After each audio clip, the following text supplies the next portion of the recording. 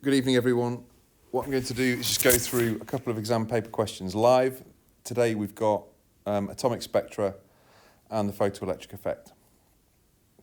What I'd like you to do now is pause the video and have a go at question 3A, part 1 and part 2.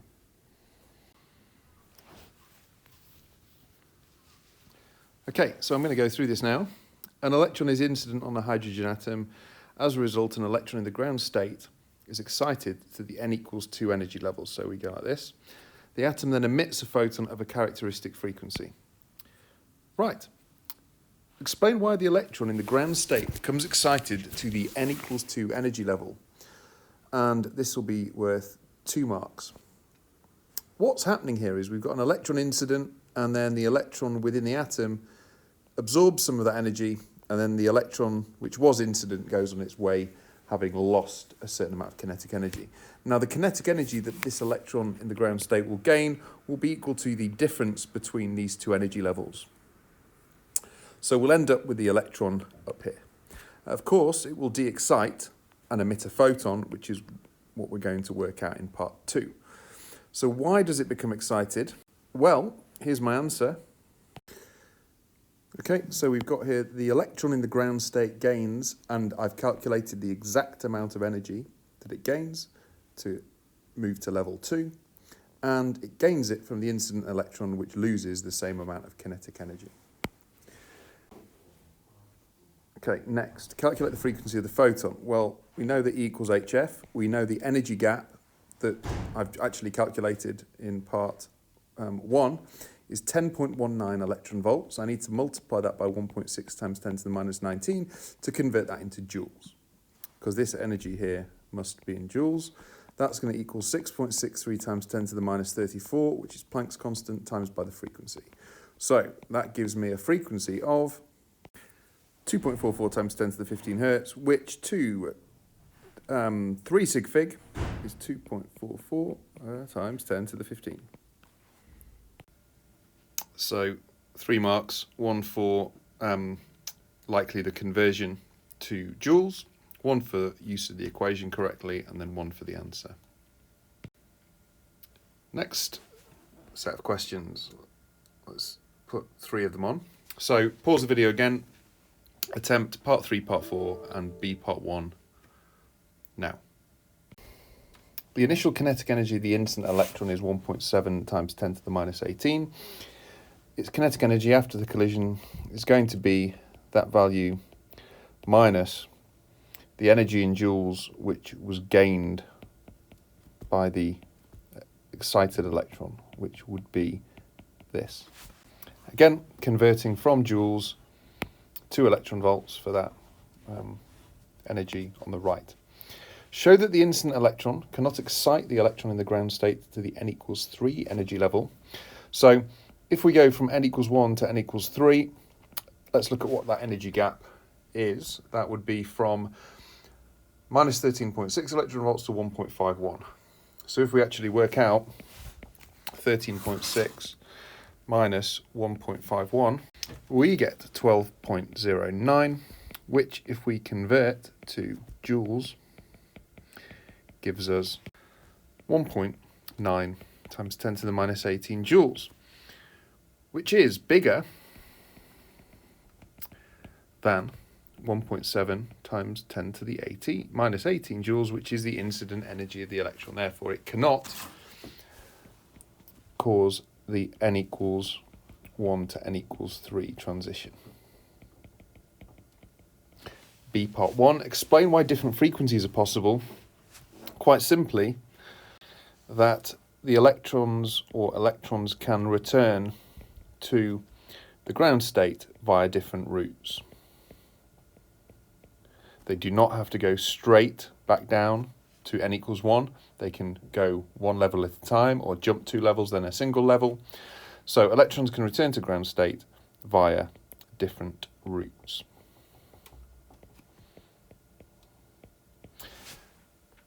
Final question. Pause and have a go at this. State and explain how many possible frequencies could be produced. If you need to rewind to go and have a look at the energy level diagram, do that.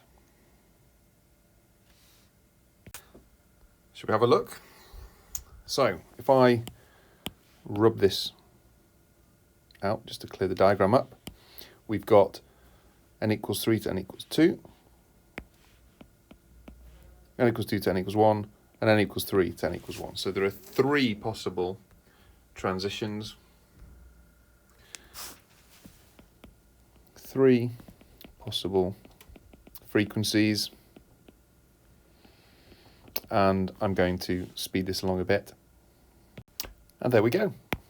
3 possible frequencies, because there are 3 possible transitions, each with a different energy gap. Question done.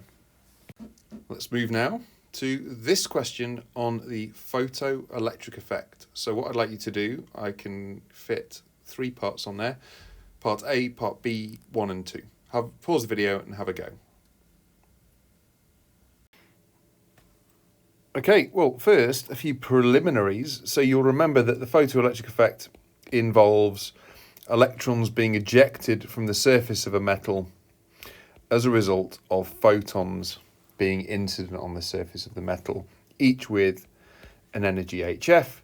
That energy, some of it is used to liberate the electrons. The minimum energy required to do that is the work function. The remainder manifests as kinetic energy. And since the work function is a minimum energy required for the electrons to escape, many of them will require more, this kinetic energy is actually a maximum as written in this equation. So now let me show you my answer to 6A and B for that matter. Okay, so look at my answer to A, have a read through it. It's all to do with the fact that really the work function here is the minimum energy an electron requires.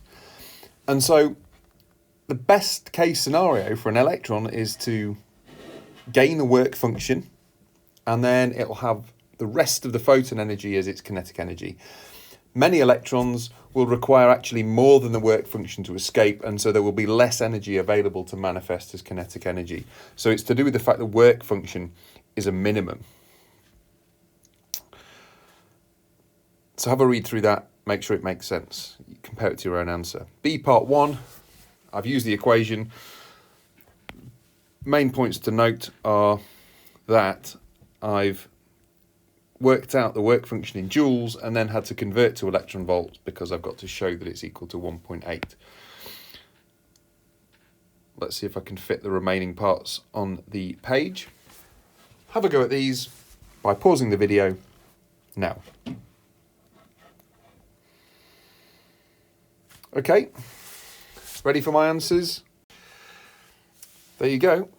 Notice that because it says give your answer to an appropriate number of significant figures, I had to think to myself, well, I know h to 3, but then this 2.9 that I worked out before, in fact, I wrote 2.89 here. And really, I was only justified in giving this to 2 sig fig because the max kinetic energy was given to 2, the 1.7 times 10 to the minus 18. And also, the frequency was to 2 sig fig. So then, notice I've used 2.9 here, 2 sig fig, so this answer here should also be to 2 significant figures. So you need to be careful, as I wasn't up here. That was an intermediate step, however. So remember, I gave my answer finally to 2 sig fig. Always retain significant figures extra, I would, until the final step. C, hopefully that makes sense. It's kind of the bread and butter of the photoelectric effect. Increasing the frequency, if we look back at this equation, increasing the frequency will increase the maximum kinetic energy of the emitted electrons. The work functions are constant for a given metal. The intensity in the photon model is related to, or is proportional to, the number of photons incident per second. So there'll be a greater number of photons incident on the surface per second, therefore double the number of electrons, in this case, if we're doubling the intensity, will be emitted every second. I hope that was useful. Until next time.